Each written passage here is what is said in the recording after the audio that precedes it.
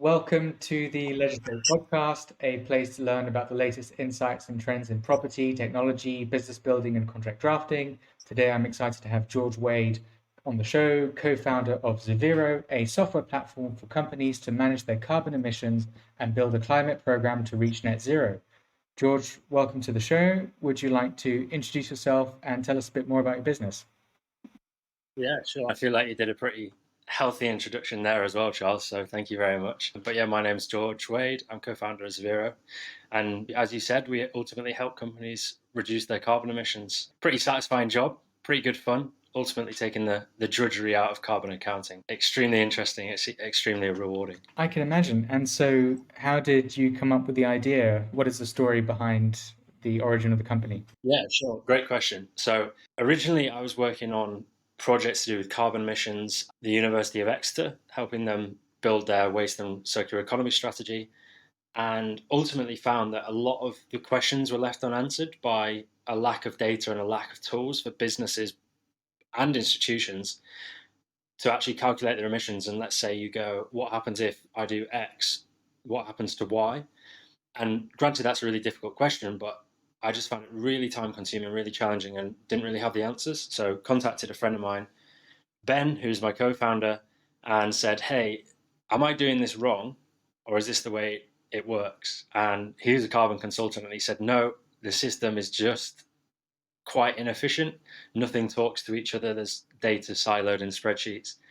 I've been thinking about doing something about it." And then the kind of idea spiraled from there, where we were like, hey, how can we actually just digitize the work that we're doing?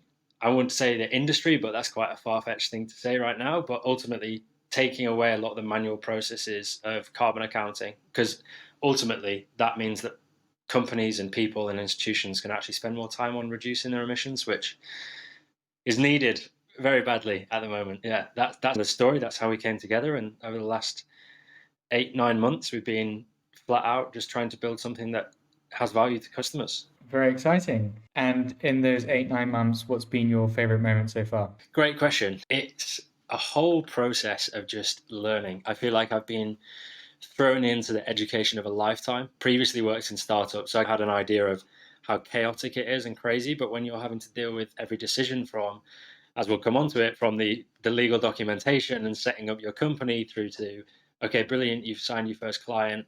Okay, but now you need a contract and you need everything else that goes with that. What does that look like? And how do you make sure that you look after customers whilst building your business? I think, to be honest, sounds quite cheesy, but like the process has probably been the best bit. Looking back, it's fantastic. Maybe in the moment it's chaotic and stressful and oftentimes can be a little bit miserable, but actually the amount of learning and the progress that you can do if you look backwards, and I think that has been the most rewarding. Yeah, I can definitely relate to the chaotic early days, but it does get better. What would you wish you had known before starting Zevero? Yeah, I guess that follows on from the last question, but a lot more. However, at the same time, I feel like I wish I knew more about what I didn't know, because then at least I prepared for not knowing that. So there are so many things that you don't know. And I think the fact that you just accept that you don't know something and then you're just willing to learn and to find out how to solve that problem is probably the bit when it starts getting interesting. Granted, if you've got other people that can solve the problems that you don't have an answer for, that's also a great point. But ultimately, I'd say just to accept the process a little bit better and understand that everything is quite a challenge and that everyone is going through that same process together. So don't feel too bad when you don't know how to do something. Call on experts if you can to actually help you, whether that's legal or whether that's design or anything. I think that's probably the bit that I wish I knew at the beginning.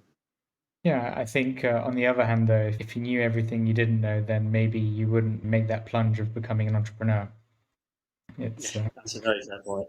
Yeah, you'd probably be backed out if you. effectively you're the carbon accountant for companies.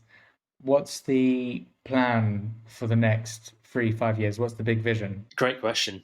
Ultimately, the big vision for the next 10 years is to help companies remove 10 million tons worth of carbon emissions from their supply chains. So in 3 to 5 years, hopefully that can be in the millions of tons helped reduced. But ultimately, it's about giving businesses a tool that actually means they can take climate action. I think that's ultimately our key goal, and everything links back to us being able to help companies both understand their impact and understand where to focus their resources, their time, and to really actually think, okay, we've got this. Here's our plan to take action. No longer a question of what happens now and how do we help tackle climate change from our business. I think that's the vision, is if we're looking at it from a customer's perspective, that anyone that uses the Zevero platform has the knowledge and the tools to take climate action, and they've kind of got a plan to reach net zero. If we can get to that point, hopefully sooner than 3 years, especially for kind of the customers that we have now, I think that's really the goal. And now you've already been, working with clients and starting to look at their data and help them account their carbon. Where do you see the biggest opportunities for carbon removal in the supply chain or in the business generally? Yeah, sure. Great question again. I think it really depends. Ultimately, I'd say the biggest challenge right now is that most companies don't actually know what their carbon emissions are. So there's a figure that came out that only 1 in 10 companies know their environmental impact. And when you think about financial accounting, everybody knows whether they've got money in the bank or if they don't have money in the bank. And I think that is the biggest challenge right now, is actually just starting the process, and for a business to take that plunge into wanting to understand their emissions. And then beyond that, the opportunities, I think, is around collaboration. So a lot of emissions are from supply chain. So we work with a lot of breweries, and around 70-80% of those emissions can come from supply chains. So being able to understand where those emissions come from, realize that actually perhaps this specific malt has higher emissions than another one, then we can really start to see progress on a larger scale. It's not just turning light bulbs off and going, actually, we're going to put in LEDs and we're going to turn the heating off at 4 o'clock instead of 5 o'clock. Those are all needed, but they're not at this point almost going to save the world. So I think that the biggest opportunity is in collaboration, taking action in the first place and starting to measure your emissions.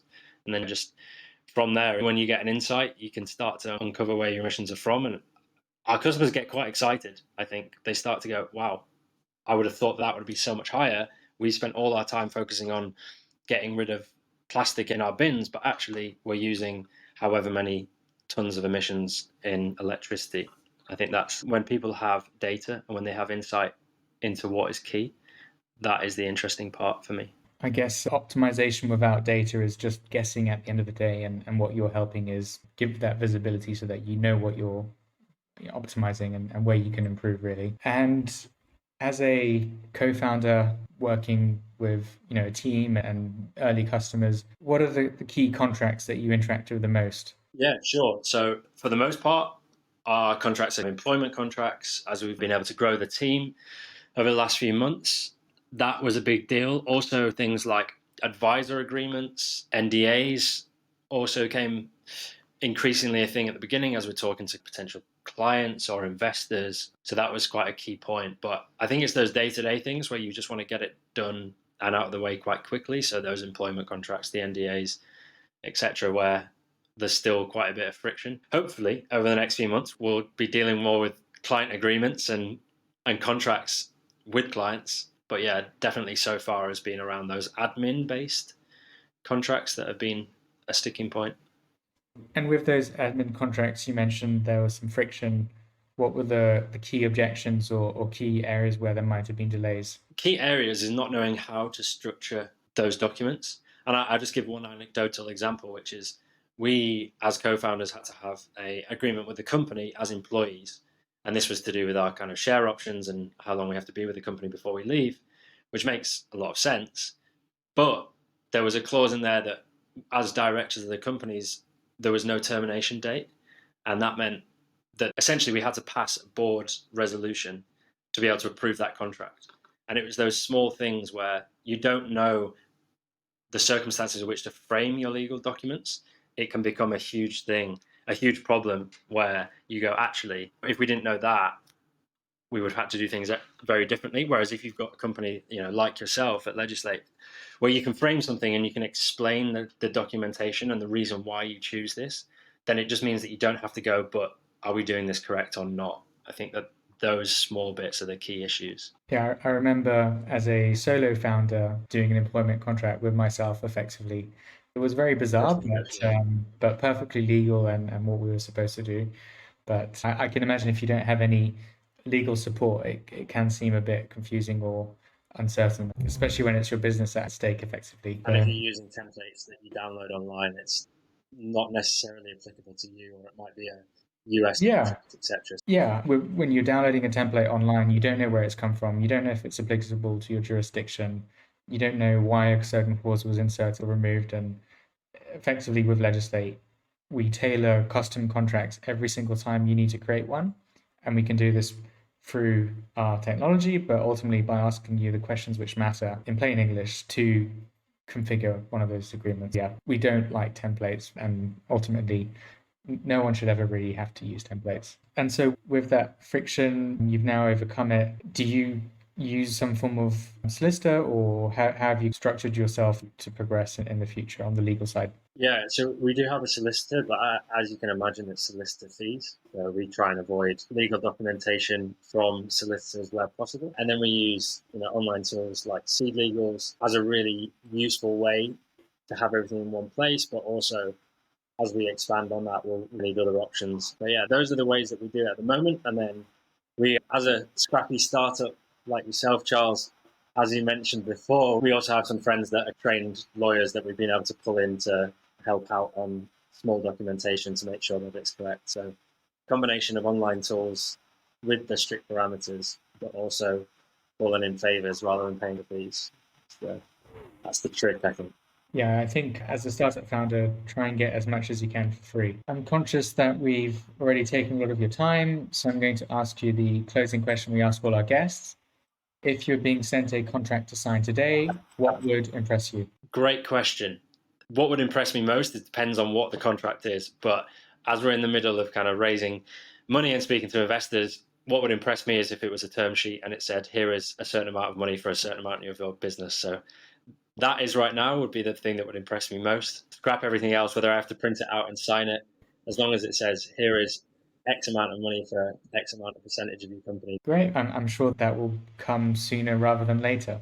Yeah, hopefully. Perfect. Thank you very much, George, for being on the show and sharing your insight about Zevero, and best of luck with the term sheets. And hopefully we'll have you on the show again.